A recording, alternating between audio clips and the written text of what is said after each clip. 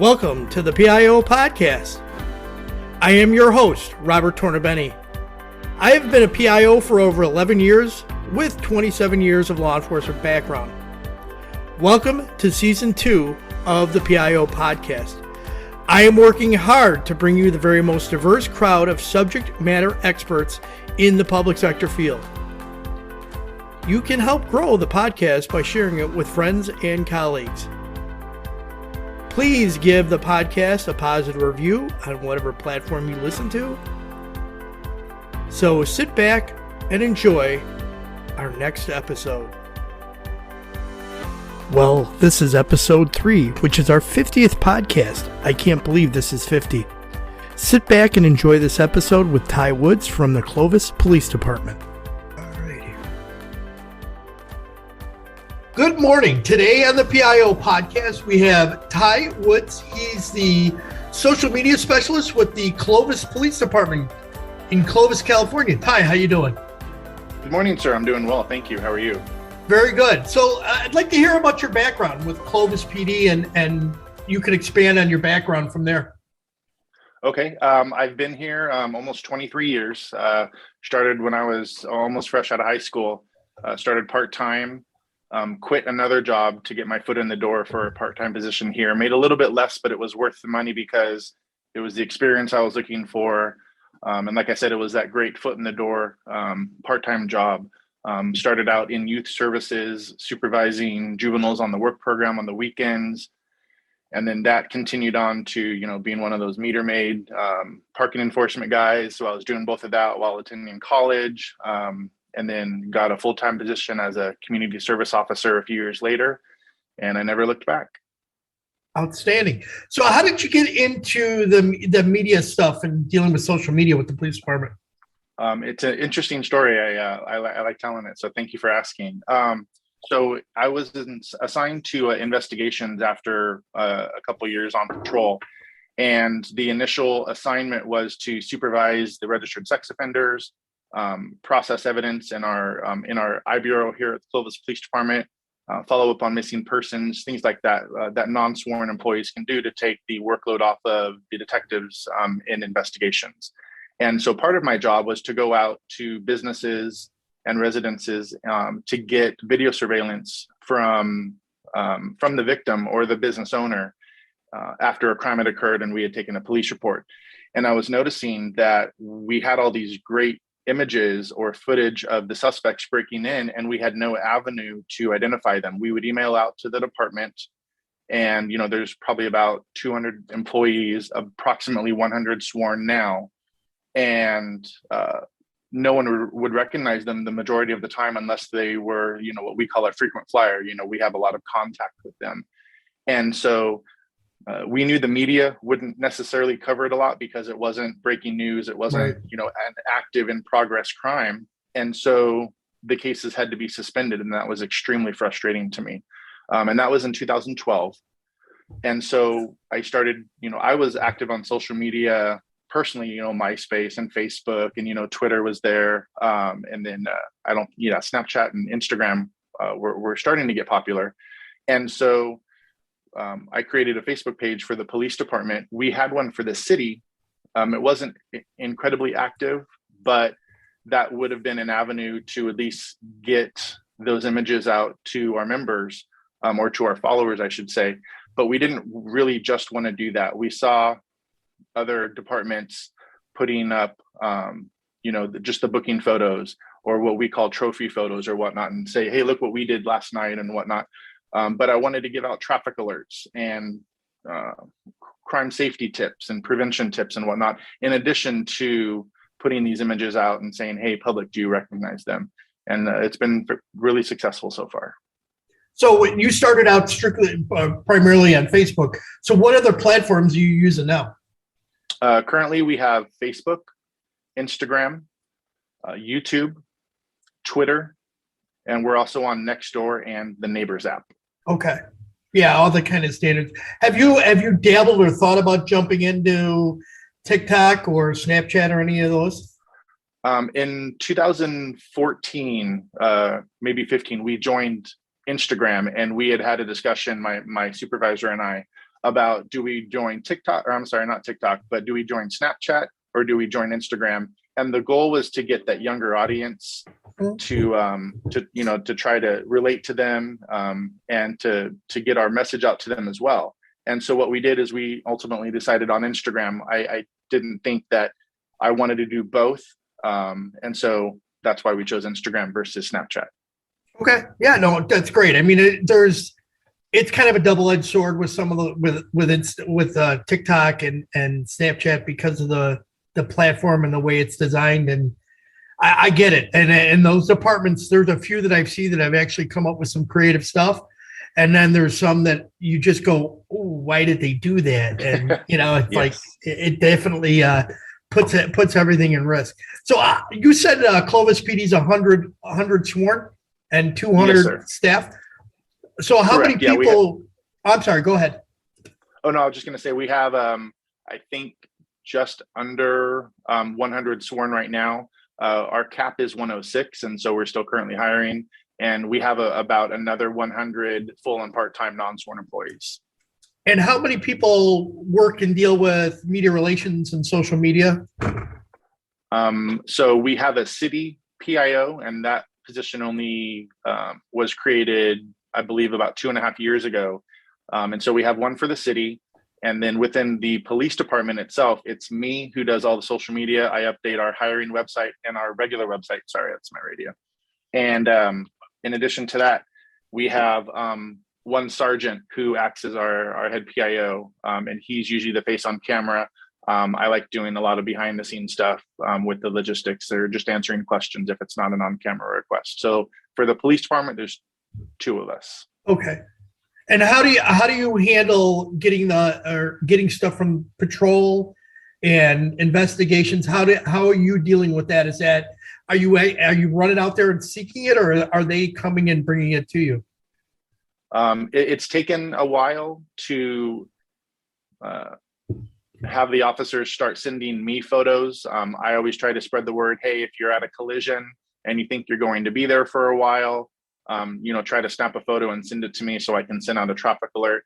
Because I'm just one person in the office, and I do listen to the radio. I do answer my phone 24 hours a day, but we also have 100 officers with 100 cell phones out there that are department issued. So they've really stepped up and started sending me footage when possible. If it's a little bit big, or a bigger of an incident, I'll go out there, or the sergeant will go out there since he works days as well. Okay. I saw you hosted virtual ride-alongs. Love doing that. So how received, and how do you set it up? We started it before the pandemic, and it was really, really well taken in by our followers. We started it on Facebook. We've done a few on Twitter as well, and we've done a couple Instagram stories, just to throw that in the mix as well. And we found that people really enjoyed it. What I would do typically, since I'm also trained in dispatch, is I would have just a weekend overtime shift, that I signed up for.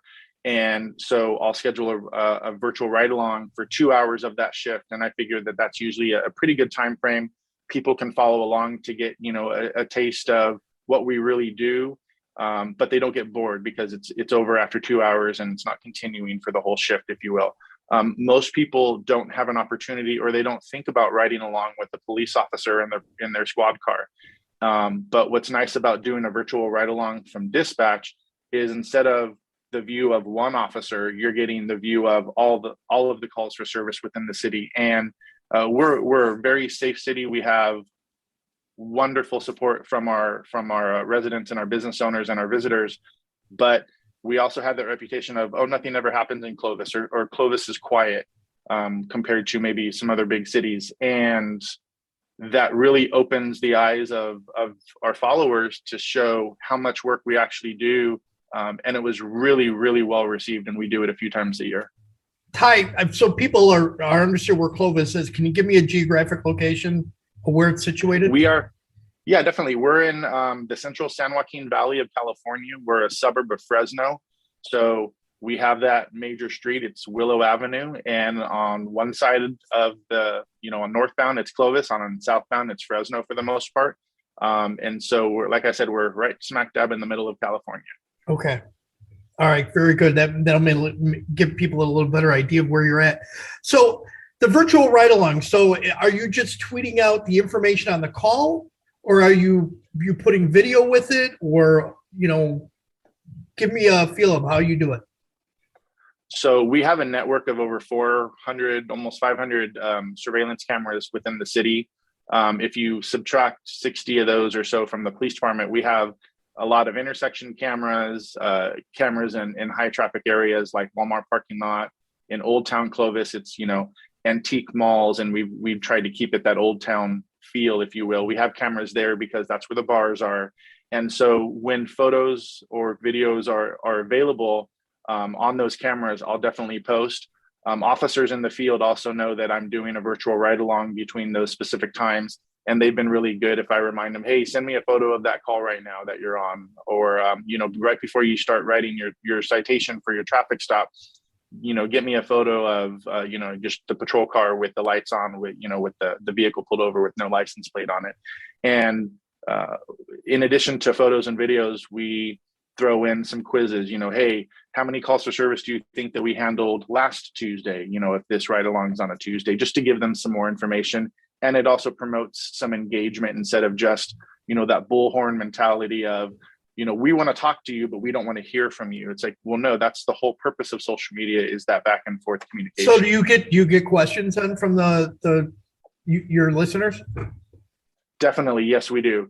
So if I'm doing a virtual ride along from dispatch, which is where I do it most of the time, there's been a few times where I'm in a patrol car, but in dispatch, what I'll do is I'll list the calls holding, I'll list some of the active calls, if you will. And then when a new call for service comes in, for officer safety reasons, if there's a traffic stop at an intersection, I'll wait a few minutes, or I'll give a generic location if they're at a specific address, just so we don't have any of those looky-loos wanting to stop by, because that is in real time. Mm-hmm. Very good. What factors do you think have complicated sharing information to the public via social media?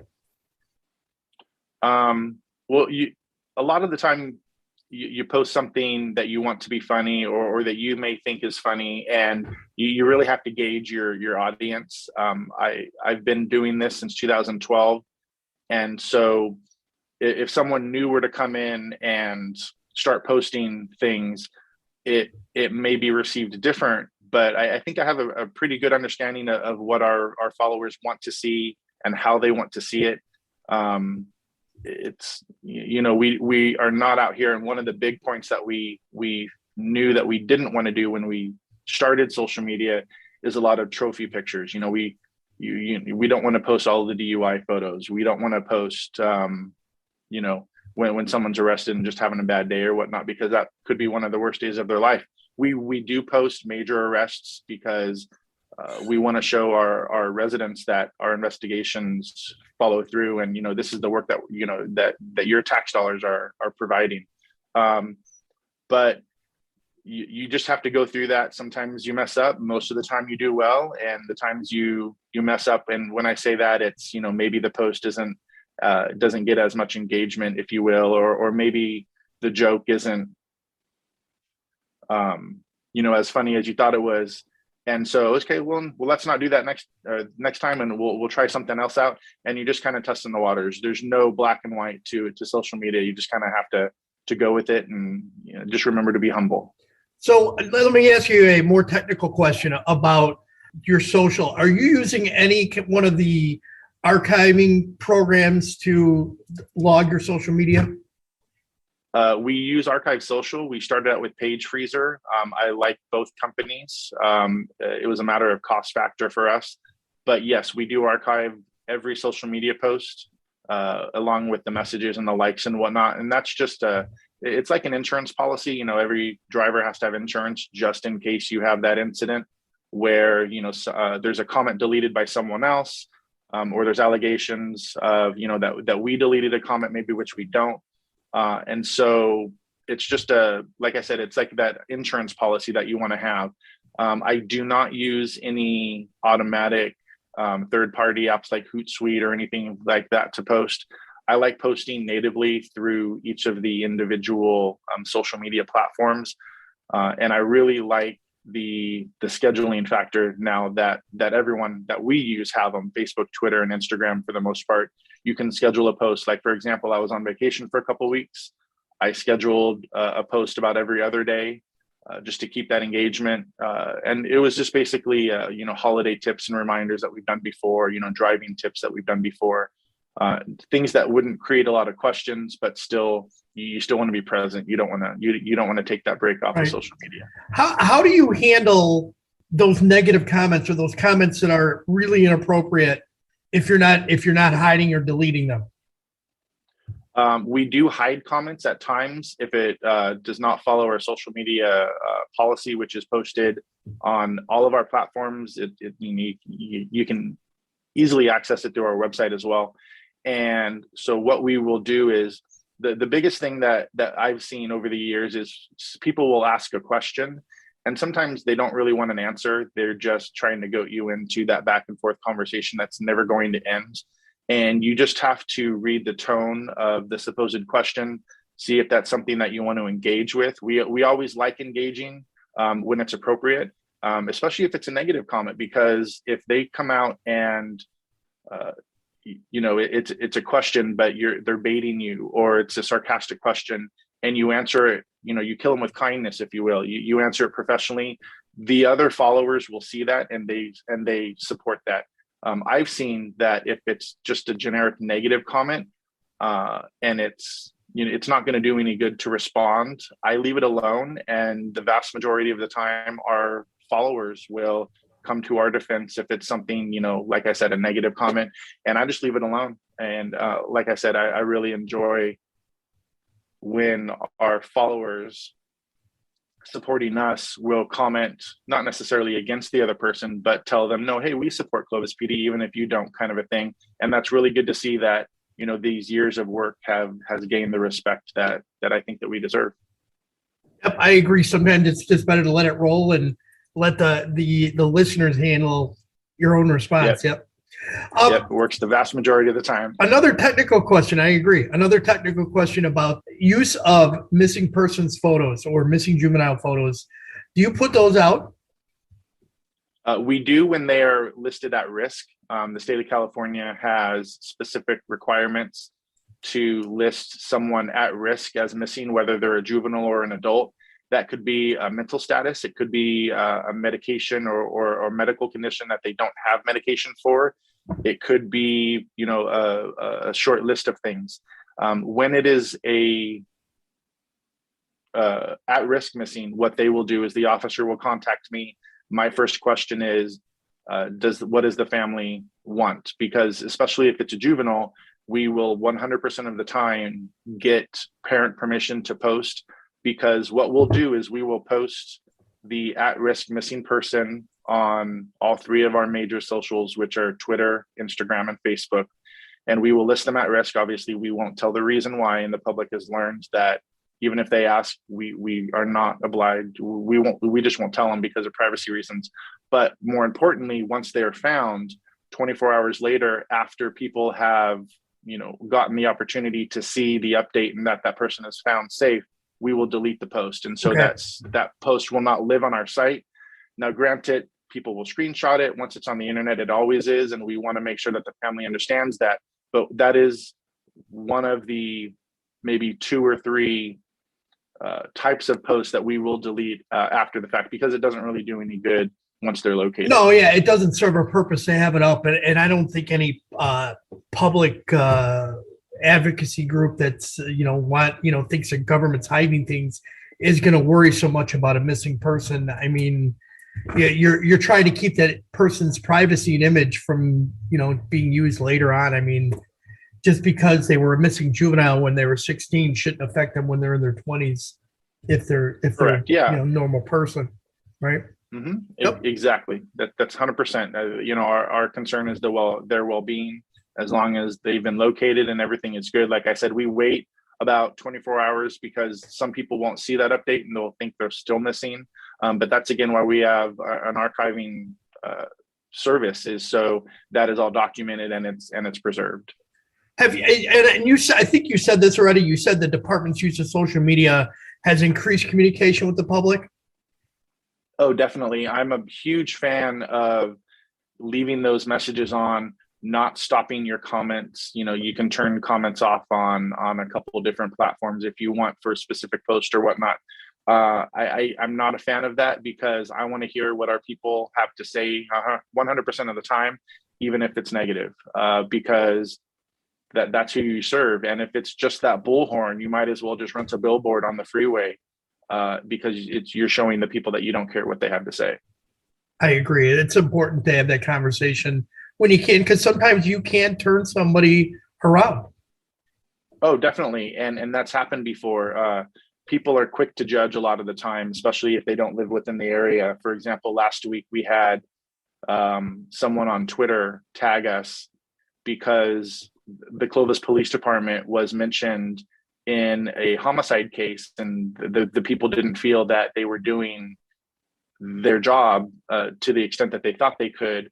And it wasn't Clovis, California, because there's a couple other Clovises. And so I just had to listen to less than 2 minutes of that podcast to figure out what state that was in. And I respectfully, replied to that person. I tagged them on the tweet and I said, hey, this isn't us. It was an unfortunate crime, but you need to contact this department. Right. And I've had that when I worked for my other department. There were 3 or 4 different police departments with that name, and we'd always get tagged on it. I think it was because our social media would pop up before theirs when somebody was looking for it. And I would always, and I had the list of all the departments, all their tags, so I could send it back appropriately. But yeah, it does happen. And I know there's a community in Illinois, Aurora, Illinois, their former chief, very big in social media. And whenever something happens in Aurora, Colorado, they get hammered in Aurora, Illinois. And it's just not the same department, not the same issue. Yeah. It happens. Yeah, you have those keyboard warriors, and like I said, they're quick to judge. Sometimes this guy was he was very respectful. He apologized, and hey, I'm sorry, I tagged the wrong agency. I didn't listen to it well enough. But you hope you get through to those people to let them know. Excellent. All right, so let's lighten this up a little bit. We'll go to a couple of rapid fire questions here for you. All right. Favorite cocktail? I'm going to go with Captain and Coke. It's hard to mess that up. Everyone knows how to make it, and they usually have the ingredients. That's true. What would be your ideal pet and why? I'm a dog dad. I don't have any children. I love dogs. I love that they are sad to see you go, and they are more excited than anyone else when you get home. They keep me young. They keep me wanting to get outside, and I am 100% a dog dad. I have about 14 photos of my dogs in a collage of other things, and there's more pictures of my dogs than people behind the camera right now, and I love watching them all day long. I take a lot of pictures of my dog. I'm a big dog fan too.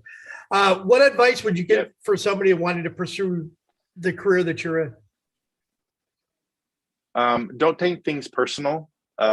They are, especially when you talk about those keyboard warriors or just people looking out because they feel that their cause is important.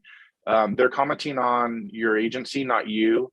And what I had to stop doing was I had to stop reading social media comments on other news organizations like our local news agencies here. I typically won't read the comments on a post regarding our agency, whether it's positive or negative, because that's not who we serve.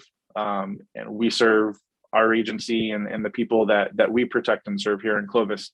And like I said, I think we've done the hard work to earn the respect. Social media is not an 8 to 5 job. I'm responding to messages at 10 o'clock at night, at 7 a.m. in the morning, and I answer my phone if it rings. And so they just have to understand that it's going to interrupt your life sometimes. But the more that it interrupts your life, the more, in my opinion, that it's going to be worth it. That being said, I just got back from a 2-week vacation. That is so much needed. Unplug yourself sometimes. Just turn your phone off. Let people know that that's going to happen, and just go enjoy life as well, though. And that would have been one of the next questions. But what is your hidden talent? Oh, I love to cook. Right now I just cook for me. But I love getting down in the kitchen and following those recipes that you see on Instagram that people like to share, and just trying new stuff that works. But I'm kind of a homebody because I'm so active and busy at work that once you get home, you just want to, just take that breath and relax a little bit. But I love to cook it. Like I said, it's a nice, first of all, you got to eat, right? And so, you figure there's a goal at the end of it where you're going to eat it. And sometimes it works out, sometimes it doesn't, but it's very relaxing. So is gardening for some reason. Planting, I have a green thumb, and everyone at work brings me their new plants, and they have a pot and some potting soil, and they're like, hey, can you pot this? And I'm like, well, yeah, I mean, it's not going to do any better than you can, but yeah, definitely I'll get my hands dirty. And that's really relaxing. So that was going to be the, how do you de-stress? So obviously there you go. You like to cook, your dog, planning, those are your de-stressors, and unplug. And I think everybody's got to remember unplug that. is so important. Yeah. For a couple hours each day. I love getting my dogs out every day, whether, the nice part about living in the Central Valley is even though we're not on the beach, we're 2.5 hours from it. We're less than an hour from the mountains. We're 30 minutes from the nearest lake. And there's tons of trails and stuff like that I love to take my dogs on. And so every day I'm out there somewhere, just walking them and breathing in the fresh air most of the time, because we're in a valley. Outstanding. If you could turn back time and talk to your 18-year-old self, what would you tell him? Keep going to school. I stopped when I got my AA. Well, I still continued, but what happened is I burned myself out. I was doing that 40 hours a week, 17 units at Fresno State, and I did 2 semesters of that. I burned myself out, and I did not get my bachelor's. I think I was maybe 30 units from it. Don't stop going to school. Do whatever you need to do to don't get that burnout, whether it's work less or go to school less, whether it's going to take more time, but it's worth it in the end. Good thoughts. Final thoughts now. Is there anything else you'd like to share? No, I appreciate the invite to speak with you today. I've spoke to Katie Nelson over at Mountain View. I listened to a couple other your podcasts, and you're doing a good job. So thank you for helping spread the word on what we do and how we do it. And I think the benefits to our community are not endless, but they're very much up there. And I love being able to communicate with our followers. It's my passion. Outstanding. And Ty, what's the best way that people can reach out to you if they want to connect? They can DM me on Twitter, which is it's TyWood98, or they can email me at work, which is TyW, so TYW @cityofclovis.com. I'll answer. And I will add all that into the show notes so that everybody can see that. And I appreciate you taking the time. That it's always good to hear from people in different areas of the country, and I'm trying to reach out to as many as I can. And I appreciate you taking the time out of your schedule and answering a few quick questions. I appreciate your time. You have a wonderful day. Thank you too. So much. Take care. We hope you enjoyed this episode. If you would like to contact the show, please email us at thepiopodcast@gmail.com. Be sure to subscribe to the podcast to get notified of the latest episode. If you are listening on a platform that allows reviews, please give us a review. We appreciate any review, good or bad. It helps us improve on each episode. Until next time, be safe.